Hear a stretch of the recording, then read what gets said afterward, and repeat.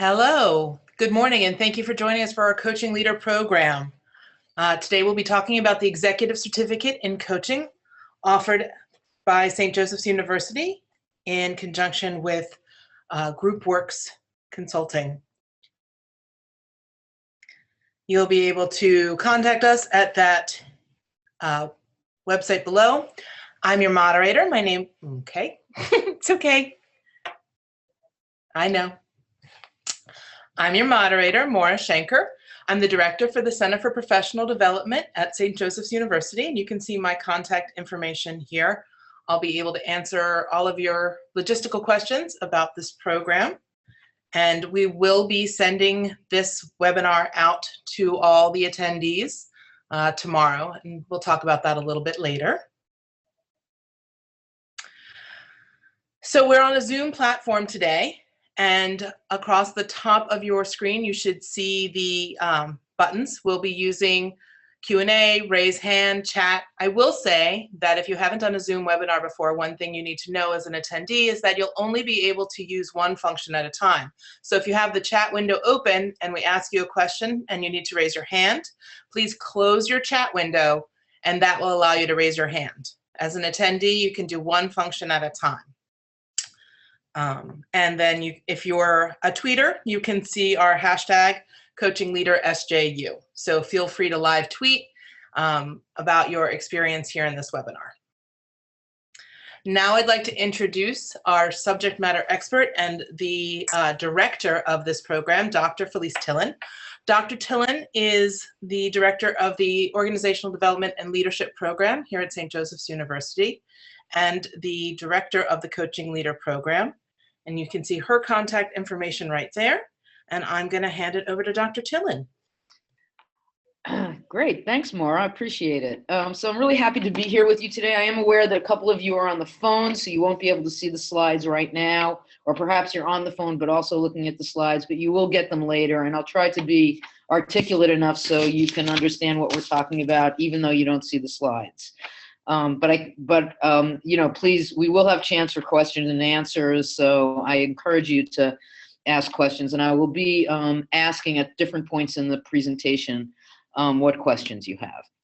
So just as a small introduction, the Coach Leader Program is a step beyond your average leadership and coaching program, and we designed it that way for coaches, managers, leaders, and aspiring coaches. So it actually serves the dual function of being able to work with people that have already been coaches for a while, people that have not done coaching, and also managers and leaders. And this is, you'll see as we go along, it's because we've had quite a bit of experience working in coaching programs over the last, I would say, 12 to 15 years. So we kind of have learned how to do this for a lot of different audiences at once and make it relevant for everyone.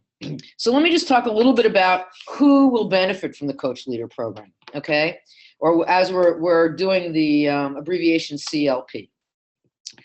So first of all, obviously people who are already coaches, you might identify as a coach either full-time or part-time, or part of your job is coaching. As most of you already know, so I'm talking to those of you that are coaches, the bar for excellence in executive coaching has been raised. Knowing a few coaching skills is no longer enough, partly because coaching has been so successful. Clients expect that coaching will really make a transformation.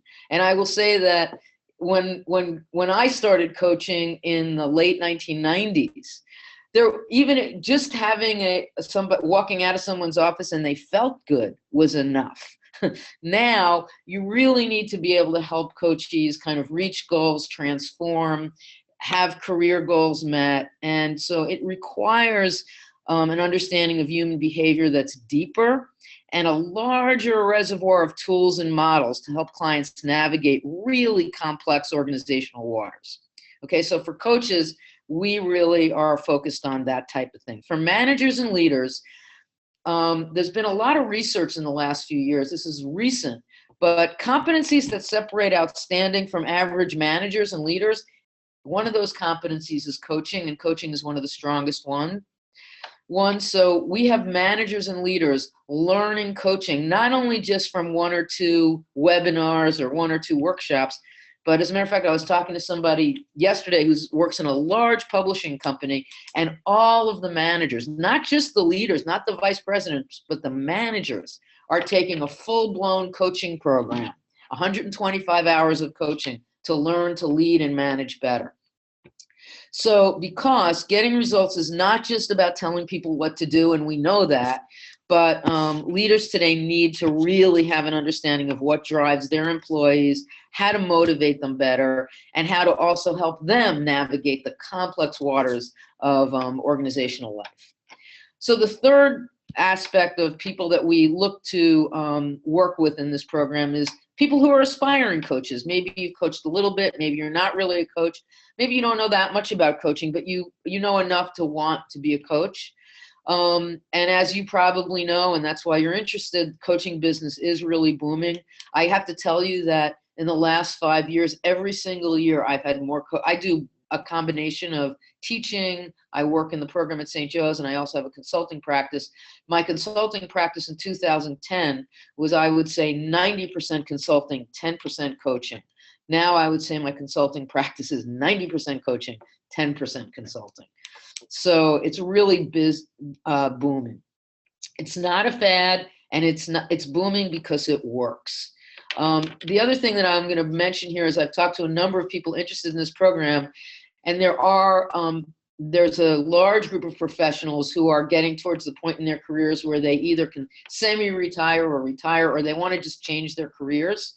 And this is a lot of people are looking at adding coaching to their next phase of career development. So a lot of people, so for example, people in the healthcare field, people who are engineers, who want to go in and coach people who have done the jobs they've done over their career, but really want to do this in a coaching relationship, not just teach them technical skills. So there's a lot of aspiration for that. So I'm going to just ask you, and Maura, I'm going to hand it over to you. Yes. Where people fit into those categories. So I'm going to start a poll. You should be able to see it now. If you could please answer, you can actually choose as many as apply, whether you feel that you fit into the category of being a coach currently, you aspire to be a coach, you work as an internal coach within an organization, you're a manager, a leader, human resource professional, or none of the above. I'm going to give you just a few more seconds, give everybody a minute to vote. Votes are pouring in. Anyone else? All right. So we're going to share these results, see where people are. So go ahead, Maura, do you want to share it? Everybody should be able to see the results right now, but I think aspiring coach far and away is our biggest category. People, almost 70% here. 20% seem to be internal coaches, and about the same thing, 20% as managers and leaders, and then 36% are in the human resource field.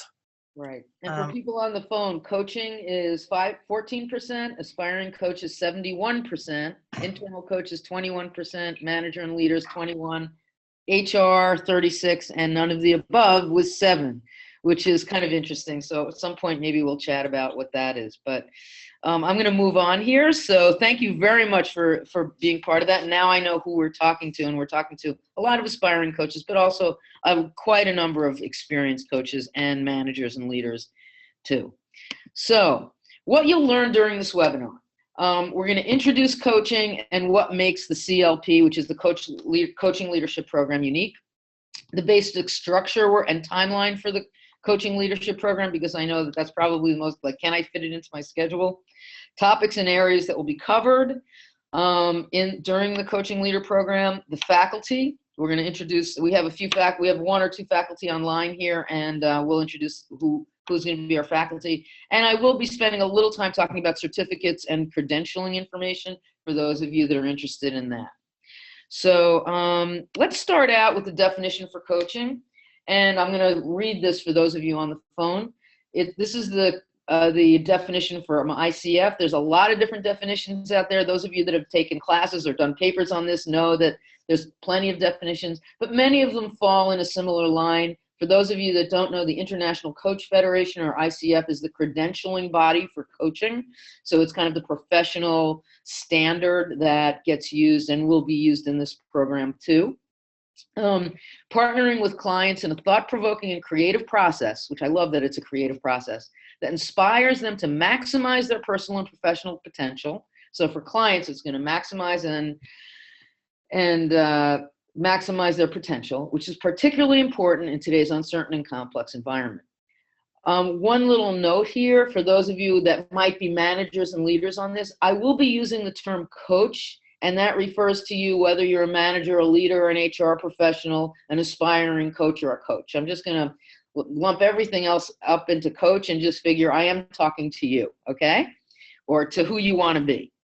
So I'm going to move on to the next slide here. What I'd like to do for coaching and talking about a little bit about coach training, because there is a lot of kind of differences between coach training, the amount of coach training people have, and also who calls themselves a coach and who doesn't.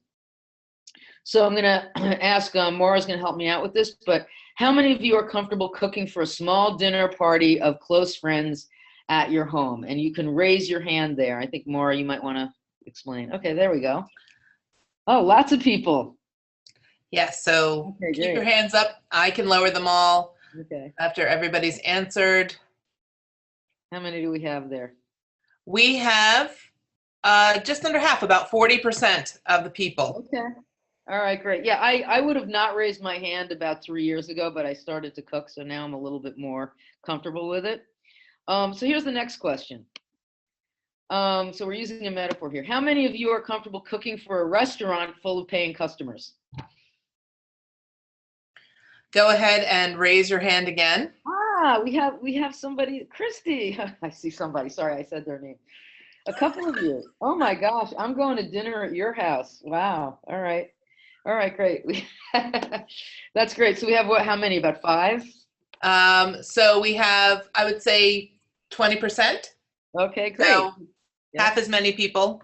Okay, good. So I'm using this metaphor to say that basically a lot of time there's a real difference between coaching and saying you can coach and actually being a coach. Similarly, there's a difference between somebody that can cook at home and who's actually a chef. So we're looking at actually in this coaching program, helping people go from being, if I'm going to use this metaphor, go from being perhaps not cooking at all and learning how to cook, right? The way I was 3 years ago, not knowing at all and learning, to also including people who don't know how to cook for people at home, or you could do a little bit of coaching, but you really don't have the full spectrum of really being able to sell yourself as a coach or be confident in that area. And then the third area would actually be those that are chefs that want more professional development in cooking, so you could be even better at it. So we're really looking at all of those areas, but most of the time people who are learning to be coaches are not what I would call in the chef category. They're kind of more in the kitchen cook category. So let me just say that there's an art and a science to coaching, and I'm going to use this as continue this metaphor. The chef Marcel Bolestin, I did not say the French right, once said that cooking is not chemistry, it's an art. It requires instinct and taste rather than exact measurements. And to bring that one step further, we're looking at, similarly for coaching, it requires some agility. Transformation is accelerated when coaches can work fluidly within a recipe, so models, frameworks, and approaches, and artfully deploy their utensils, which would be our coaching tools, and cooking methods, which would be our strategies. So we're really looking in this program to kind of go from cook to chef, and we're looking to kind of help you be more agile, even if you are a chef, to get better at it, cook more things, right? So that's kind of our goal here. Coaching is popular, so I just want to talk a little bit about some myths people might have with coaching, and then I'm going to talk a little bit about our program and ask you to kind of ask to see if you have any questions so far. But right now, so coaching is popular, and we've developed some myths that are not aligned with research. So there's 3 of them that I have here. There's probably many more, but I picked out 3. And in the last, I would say 8 to 10 years, there's more research on coaching. So it helps us understand the difference between what we believe about coaching and what actually works and doesn't. So the first one is, I'm great at giving advice, so I'll be a good coach. So coaching is a skill and is about guiding others to solve their own problems. So it's actually very little about giving advice. Interestingly, most people that want to coach are very good advice givers. So one of the things we have to break in the coaching process is kind of figure out how and when to not give advice. So that's kind of one of we have to unlearn that skill that is very useful, but not always the best way to approach coaching. Another one is, coaching is all about relationship. You've probably thought this and heard this. And this is partially absolutely true. Without a relationship with somebody and some trust, it's very hard to actually coach someone. However, it's partially true because recent research suggests that the most valuable coaching outcomes are a combination of the coach's ability to establish goals with the coachee, the coach's ability to help the coachee focus on tasks, and then to create a trusting relationship. So honestly, there is some research that actually says that even if the relationship isn't that strong, if the coach establishes goals and can help the client focus on tasks, the coachee benefits more. Just the trusting relationship is great, but it doesn't actually benefit the coachee, except for that kind of, maybe they feel like they have a happy place and they have a friend, which isn't a bad thing, but it's not the whole package of coaching. The third myth, the most important skill for coaches is listening. Now, here's the thing. The best coaches do practice active listening and use what they hear to create interventions and experiments that will help the coachee increase insight into problem solving and goal attainment. That said, just being a good listener isn't enough. You have to know how to intervene and create experiments. And that's where the agility of coaching comes in. And I will tell you, that's where this program, I think, kind of differs a bit from others. So let me go on to say that. So what makes the Coach Leader program different than other programs? Okay, most programs are taught by coaches, and our program also is going to be taught by coaches, but the coaches that I've chosen that we've worked with that are going to be faculty here are also scholar practitioners. These are experienced teachers grounded in adult learning principles and coaching research. There are a couple of people I'm even adding in that only do a very little bit of coaching, but they're experts in one area that could really help coaches. Most people will be coaches, but there are a few that actually even are just called in for their expertise in what they know how to do and how it applies to coaching.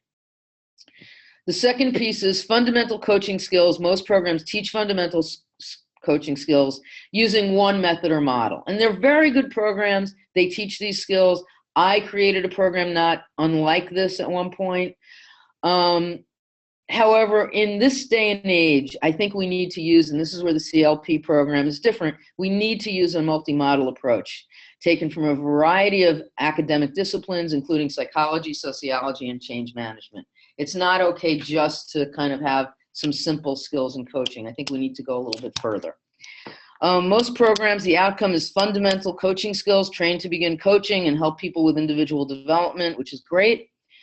For our program, where we have a more ambitious outcome, we're hoping for fundamental coaching skills and model agility, trained or working with coaches or employees to deal with complex systems they work in. So we see that it's not just about developing the individual, but also understanding the context that individual works in and being able to help them navigate that environment. Most programs are developed and run by independent firms with certifications from the firm, along sometimes with ICF and other certifications. The CLP is more of an academically sound program taught at a university that results in an executive certificate from St. Joseph's University from the business school, as well as we're working with the ICF to get ICF accreditation for this. And I'll talk about that a little bit later. So you do come out of this program with a certificate from from St. Joseph's University, which is a high-ranking business school as well, and from the Haas Business School. So I'm going to stop there because I talked a lot. I'd like to know if there are any questions about what we've covered so far, and Maura, I'll move it over to Maura. Yes, so if you could use that Q&A button and type in your questions. As participants in the webinar, your mics are all muted, but we'll be able to see anything you type into the Q&A box if you have questions so far.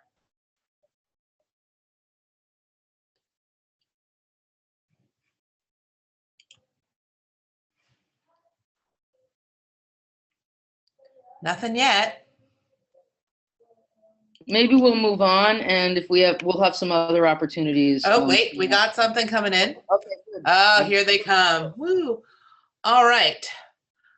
So we have some questions about logistics, when the program's starting and how long the program lasts, as well as the ICF certification process. I know you're going to cover those later in the webinar, so maybe we'll wait and... Yeah, we'll be covering that in a couple of minutes, so hold on. That's a great question, though. All right, I think that's it. Maybe we should just continue. Okay, I'll continue on, and to answer the question about the structure of the CLP and the schedule, this is what we're gonna talk about next: the basic structure, the topics in our multi-model approach, the faculty, and the certificate and credentialing.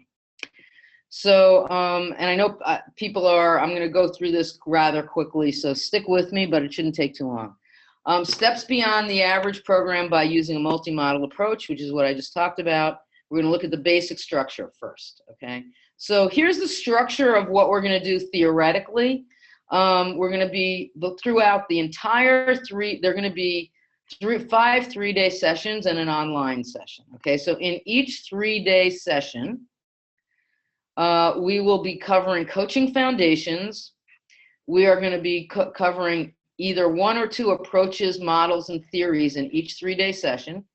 Each 3-day session, you'll be getting specific tools, and we're looking at you actually creating a book of tools at the end that you could actually use with clients. You'll get coaching practice, and you'll have some personal development for yourself in this process. As those of you that are familiar with coaching might know, that part of everything we learn to do with our coachee is something we learn to do with ourselves. So I always say, do unto others as do unto yourself as you do unto others. So that's what we try to do in this program. There's an online component. It's not as it's about 20% of the whole program.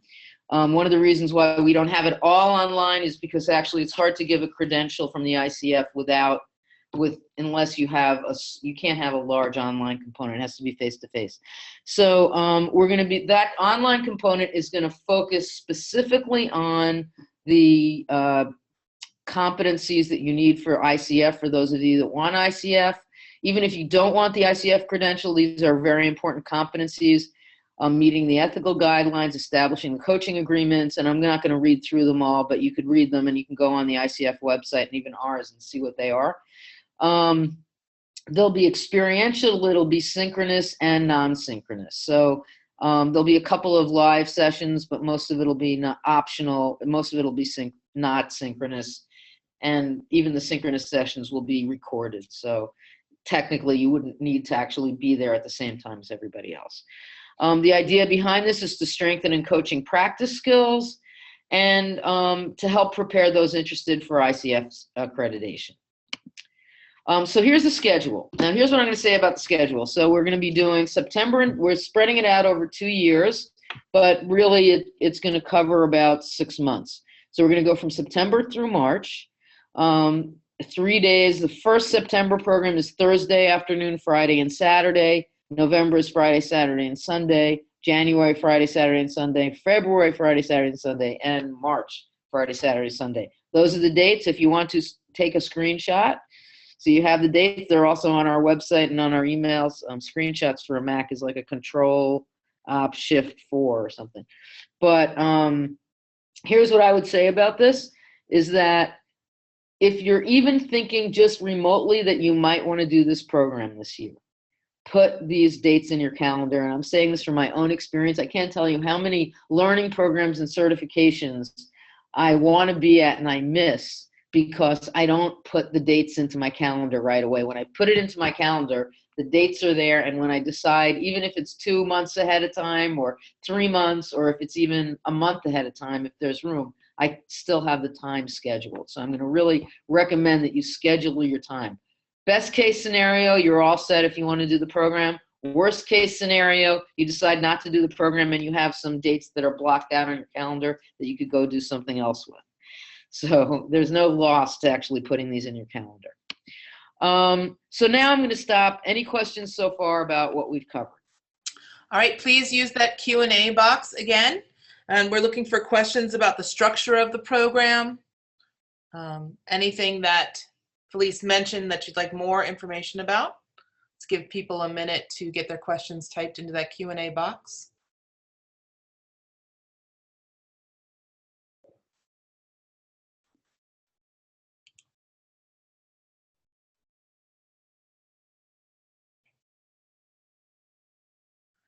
Here they come.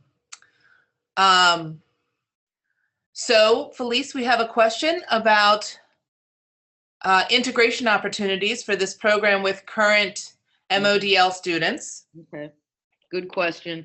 So what I would say is there is an integration opportunity. I think we're going to have to be creative about it.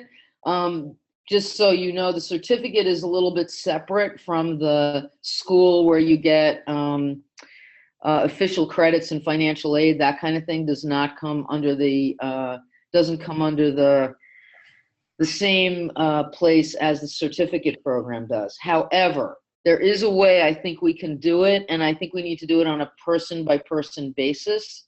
So there is a way that you probably can use some of the time you spend in this certificate program for credit at St. Joseph's University. So what I'm going to suggest for that is those of you that are interested in that, email me immediately, because we're going to need to schedule this. We're going to need to figure this out quickly. So because it starts in the fall. So email me right away and I will get back to you about that. Okay. So it's going to be person by person, but I think I figured out a way to do it.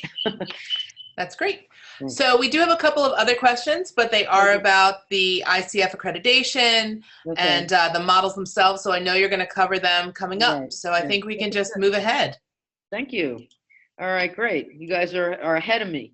So the topics in our multi-model approach. So here's the thing. I don't know if you guys recognize this person here. This is the thing is pointing to this guy, Kurt Lewin. Some of you might know who he is. Some of you might not. So Kurt Lewin is kind of considered the grandfather. Maybe at this point he's the great-grandfather of organization development. And coaching is a field that kind of came out of organization development and psychology on a variety of different levels, multidisciplinary. But I would say Kurt Lewin is probably one of the few grandfathers of this field. And he used to say something.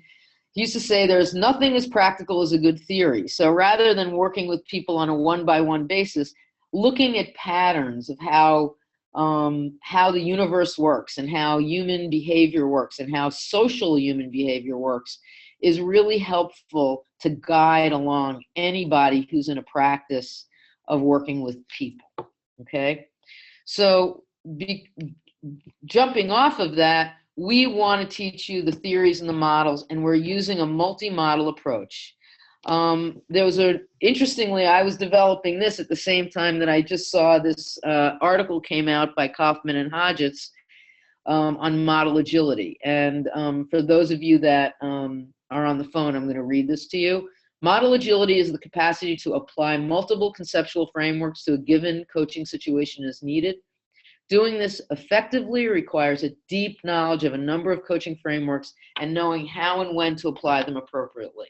That in turn requires the ability to use the right model with the right person at the right time to create the ideal environment for the client solving the right problem. So this is what we aspire to, okay, in this program. Every individual lives in a context, and we believe that in order to coach individuals, we need to understand the systems they live in. So we are looking at, and these are most of the approaches we're looking at. There may be some other kind of mini approaches in this, but we're looking at a leadership approach. That would be the kind of thing where we're looking at how do you help people in an organization develop their career, create leadership skills. We'll probably be mostly focused on emotional intelligence and transformational leadership. competency-based approach, so looking at people's behaviors and how can you assess the behaviors they have now, how can you and that person assess them, and how can they determine how to move on and change some of those behaviors to have new and more higher level competencies for their next steps in their career. We're going to be using a Gestalt approach to coaching, which I will introduce our great Gestaltists in our faculty part, but we have some great folks that are very practiced in using this particular approach, which I think, to be honest with you, I put it in the center there, but I think that Gestalt, whether you have studied Gestalt directly or have not studied Gestalt directly, the study of Gestalt has had a major impact in even the idea that we should be coaching people rather than just telling them what to do. We're also going to be looking at the psychology of coaching. What does psychology say about coaching? What is the underlying factors psychologically that help people change? We're going to look at a learning approach. So how do you look and assess somebody's learning and then coach according to their style, not just your style? We're going to look at a clinical approach. So we have a few clinicians who are going to be teaching in this program who will be able to help, first of all, discriminate between when do you use coaching and when do you send somebody to therapy. But in addition to that, like, what are some of the skills that people use in clinical settings that can also be used in coaching without going over that therapy line? We'll use an ICF skill set approach, which is similar to what we talked about before in the online piece, but we'll also have that throughout the program. That's part of I would call the ICF skill set all of the foundational skills.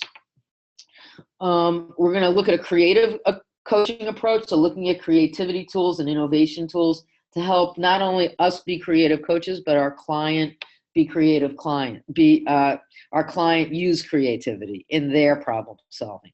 And then, of course, organizational systems dynamics. So which is probably part of all of this, but we will be looking specifically at how power and authority impacts people, the different dynamics around teams and group development, how that makes a difference, and how you can help your clients using some of those tools, some of the research that we know about organizational systems. So that's a lot. There's a lot there. I'm not going to go into each one because that will take the whole program, but we're going to make an attempt, even in this program, to be able to cover all of those. Is going to be a challenge, but I think we can manage it. I want to talk just quickly about why this model, why this model of multi-model approach leads to first-class coaching, and it's just a little bit of the history.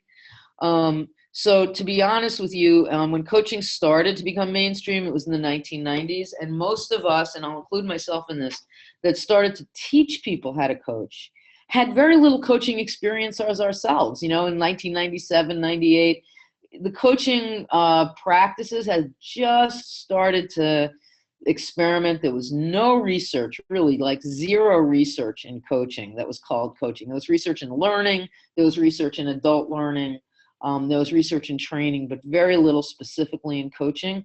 So the coaching programs were really a combination of people's own experiences doing coaching and some of the skills and models that were developed by some really innovative people in coactive coaching and the GROW model. They did some great things, but it was really very basic at that time, and there wasn't a lot of research to back any of it up. As the coaching profession has improved, kind of moved along, the profession has grown, and like I said at the beginning, the client's expectations are much higher, and there's a lot more academic research that leads to best practices. So we really believe that coaching requires a more agile approach than just foundations. And from teaching this, I mean, I started my first ICF accredited coaching program to develop it in 2002 and 2003. And from that, I could say that this is a very different program but one of the things I learned there was that foundations could be taught rather quickly. You could practice. I mean, you always need more practice, but just the foundations are pretty quick to teach. There's a lot of room for other things in that time frame of learning about coaching. So, questions so far? So now I've kind of got most of it. The only thing we haven't covered yet is the certification. So far, is there any other questions? All right, so please again use your Q&A box. We'll see what's coming in.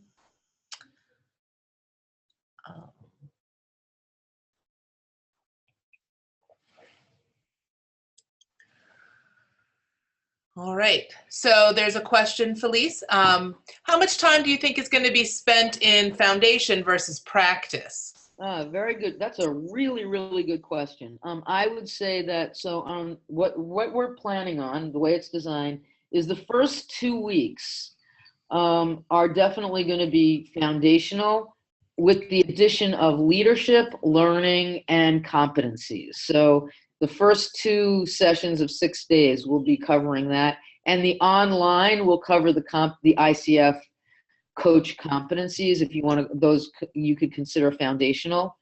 The rest of it will still be kind of driving those foundations in terms of practice, but we're going to be adding in all of those different kinds of approaches into it. So they count as foundational, although we're going to be like kind of learning how to active listen through a Gestalt approach, or learning how to ask questions through the clinical psychology approach, or learning how to communicate using a different kind of method in your coaching and your listening style. So we'll use these approaches through the foundations. I hope that helps. All right. Will AI be a part of this program too? Appreciative inquiry. Very good question. We didn't add AI in as an approach. It's kind of like, I think it's AI as appreciative inquiry is actually a model for group change, but it's been used to like on an individual level, and it is part of any good coach is going to be looking at positive psychology. So it would be part of the psychology piece of it, but I would say that we're not going to be talking about appreciative inquiry summits or anything like that. But we will be using an appreciative, positive psychology approach, I think, throughout the whole thing, because that's what works in coaching. It's not, I didn't really see it as a specific, unique piece, although, I think there's an argument that it could be considered that. Great. I think that does it for questions on this round. Oh. Now that you mentioned it, though. Actually, we have one more great question. Yeah. Is there an opportunity in the program to work with clients, and how will we practice? Very good question. So those of you that first of all, you'll be each other's clients. So there is something around that most coaching programs do this, and we'll do this too. We create a learning community, and you'll be practicing coaching with each other. Secondly, if you have clients you want or volunteers that you want to use, you can do that too. We are also, and this is the nice thing about the university, we are going to be offering to our students and possibly some of our alumni the chance to be coached for very little money. They would pay you like $1. It's got to be like a low impact thing. But you'll be able, we will have people you will be able to coach. If you don't have any of your own resources in that way, we will definitely put you in touch with people that want to be coached. I mean, I don't even know, we might even stretch it out into some of the MBA students as an opportunity as well. But for right now, definitely for the ODL program, which is the St. Joe's Master's program, where most of the people in the program, the average age is about 38, so it's adult students that we're going to offer this coaching for, that you would be able to coach. And it would help you towards your ICF accreditation, those of you that are interested in that. Great. I think we're ready to move on. Okay, great. I did want to add one thing as we move on, that I love the appreciative inquiry question. And one of the things I did want to say about this, and I don't think I mentioned it, that we will shape the program towards the interest of the participants. So we have a structure of what we're going to be teaching, but we had a faculty meeting a few weeks ago, and that was one of the things we talked about, which was making sure we're addressing the needs in the moment of the students and also the curiosities and interests. So that will be part of the program. So now we're going to talk about the faculty, and I'm going to start out because Deborah Brossan is with us, and I don't know if Mark is as well, but I'm going to start out. So we have, these are 6 faculty members right here. We are adding to this faculty, so I think you're going to see some new faces in here too, but some of you might be familiar with some of these people. So let me just start out with Deborah and Mark. Deborah and Mark, we're not on video, so just so you know. Good. Yeah. So Deborah and Mark, would you mind each introducing yourselves? And I know you're both going to be teaching in the Gestalt setting, but maybe you could just introduce who you are and your backgrounds a little bit with coaching and academically, and what makes you excited about teaching in this program. Thank you, Felice. So I'll go first. I'm Deborah Rosan, and I'm an adjunct professor at St. Joe's. I teach an OD class and also a Gestalt immersion class with Mark Megerman, who is my partner in crime, shall we say, and everything else. I started out years and years and years ago, early when I was a young woman and running a company. My boss hired me a mentor who was a coach, right? She was an older than I was, much more experienced. She was a manager, and she really helped me shape my vision for the company and a strategy for actually getting out and selling the company. So that was my first introduction to coaching, but we called it mentoring back then. And why am I excited? Well, I'm always excited to teach Gestalt in a coaching forum and with using a Gestalt lens. And I'm particularly excited to be teaching in this program because I truly feel that the faculty is top-notch and that St. Joe's is a premier educational and academic institution. So I'm very honored and proud to be part of this program. So I will hand this over to Mark. Same here. So same here about that. I'm Mark Megerman.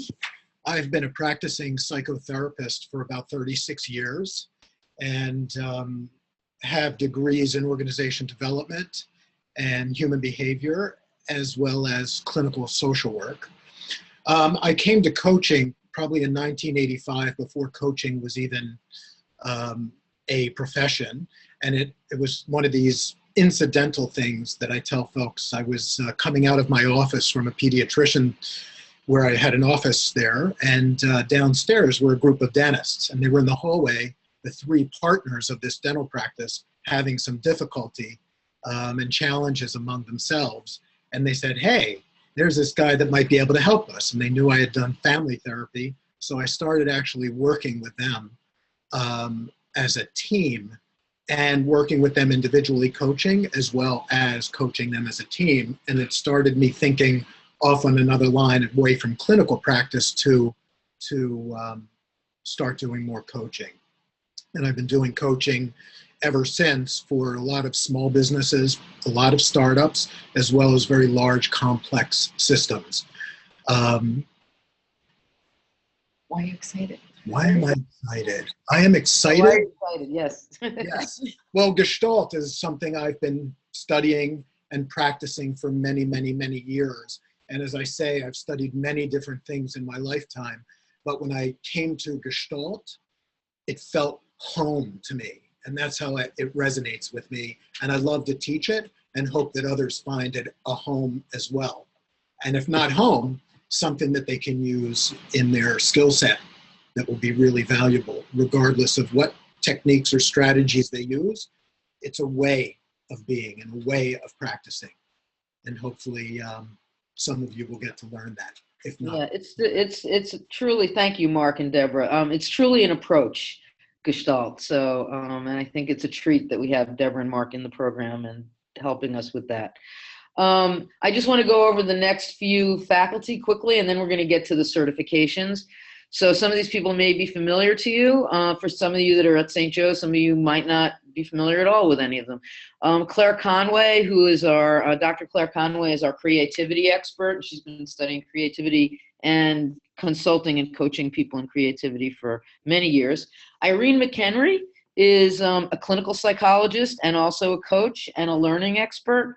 She is also part of systems-centered learning, which is a specific kind of approach that we will be working with in the psychology area, teaching something called Savvy, which is this particular kind of communication technique that I think is really a wonderful thing for coaches to be able to get their hands around and use at times.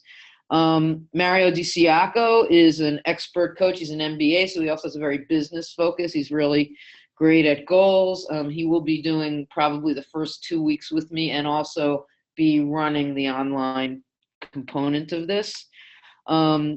Myself, which I introduced already. Dolores Mason is also a coach, and she's also a faculty member and specializes in well-being and how to help people kind of get to a place of meaning and moral importance in their life.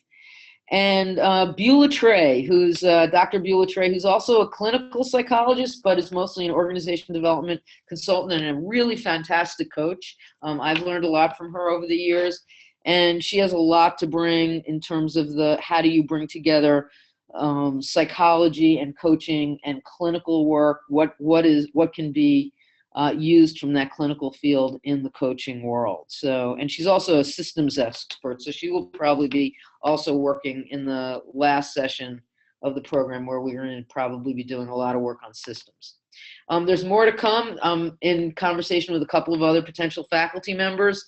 One of the things I also would say about this program that's different, might be better, might not be better for some of you, but I've actually been the person that's taught most coaching. I've taught coaching programs by myself, all 125 hours. And although I think it's wonderful and people get to know everything I know, by the end of it,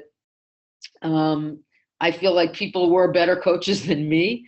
But I think exposure to different approaches and methods and ways of coaching, seeing people coach differently, seeing different kinds of cases will really help pole vault the kind of coaching that you do. So the last piece is certificate and credentialing, which is, by the way, a little bit difficult to describe, but I'm trying to do it quickly and succinctly here so that it's educational. You may have more questions that you could ask later. At the conclusion of the program, as we said, you'll receive an executive certificate from the Hobbs Business School at St. Joseph's University in coaching.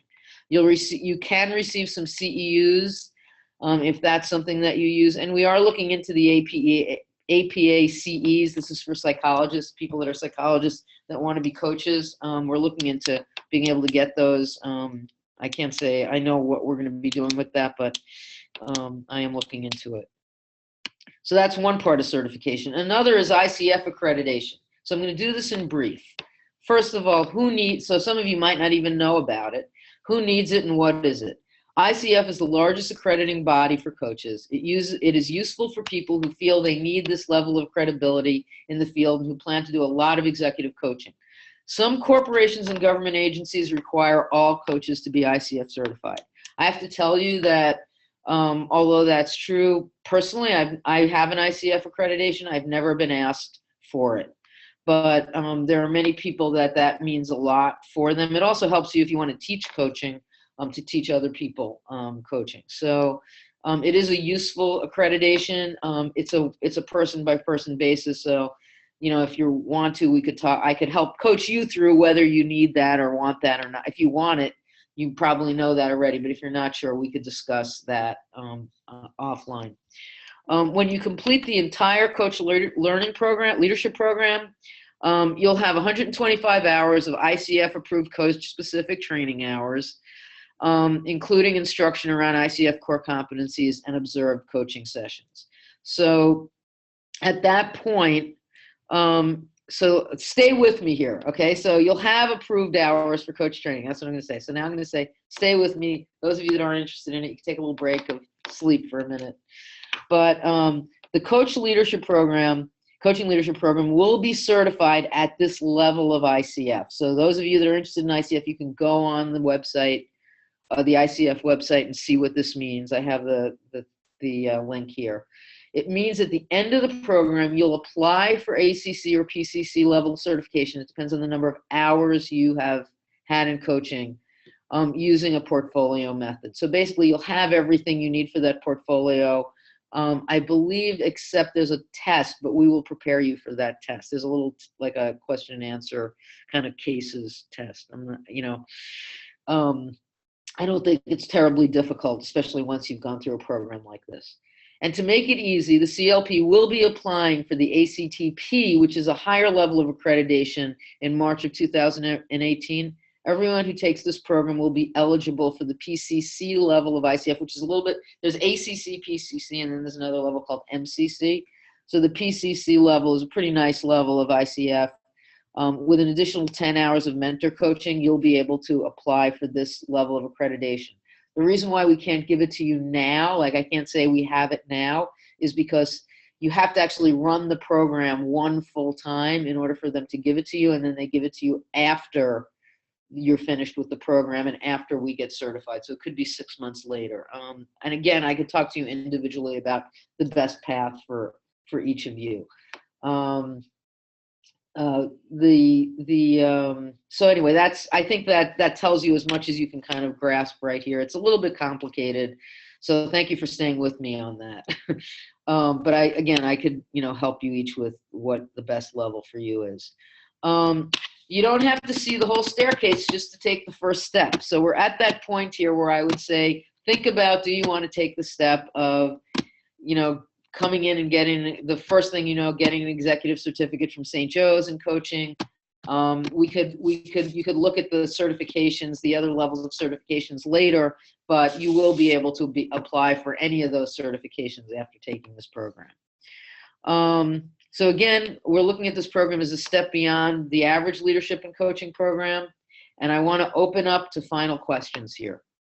All right, last time in that Q&A box. Yep.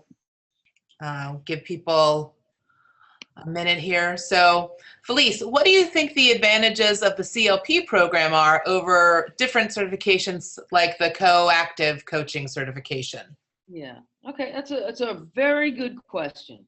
So I have not taken the Coactive program. I read the book. I love the book. I love the method. I feel like it's limited when it comes to coaching people in business and executives. I think it works well, and managers and people like that. I think it really is a good beginning. I would put that in the beginning coaching foundational skills and a practice for the rest of your life type skill. But I think it's a skill-based program. It doesn't have, there's not the same kind of varied approaches, theories. It's sound. I think it's sound, but I think that's, you're going to get skills in that program. That's what you're going to get, skills. And if you have other resources, it might be a great program. I've heard great things about it. So. Great. So we have a couple questions about logistics with cost and deposits, and I know we're getting to that next, so we'll hold off on those. Mm-hmm. Yeah, any other questions? Okay, I think we're ready to move into the nitty-gritty. Okay, so let me just move us to the next slide here. So next steps, I'm just going to say, if you're ready, are you ready? If you are, hold the dates. These are the dates here. We'll send you the dates as well, but hold those dates. And that goes to the faculty too. I think I also had a couple of conversations with my faculty, and they were like, well, what are the dates again? So it's good to hold the dates. Put down your $500 deposit to hold your space. You'll get a link. I mean, I don't know how many people, we had about 40 some odd people signing up for this webinar. So we have 18 spots, actually 16 left, because we have a couple of them filled already. There might actually be more. I didn't look this week, but right now we have, as far as I know, about 16 or 15 spots open. So if you want to do this, hold your space, and you'll get a link in the email for that $500 deposit. If you're not sure yet, let's talk, and Maura will talk to you a little bit about what you can do next to find out more. I know a webinar is only one thing, and you might need some more information. So I'm going to hand it over to Maura for the rest of this, but I want to first thank you all for attending. I know your time is valuable. Thank you for your attention and participation in this process, and being involved in it and asking questions. That was great. And thank you for being who you are and wanting to make a difference in the world and making a difference in the world. I think whatever you end up doing, I'm sure your intention around coaching will turn into something. So I really appreciate you being here, and all of you. I wish you the best of luck, and I hope I see some of you and get to be part of this community. So Moran. Thank you so much. Yes, I'm right here. So we had some questions about the total price for the program. The program is $8,750. We are offering a discount for alumni and current students of the program.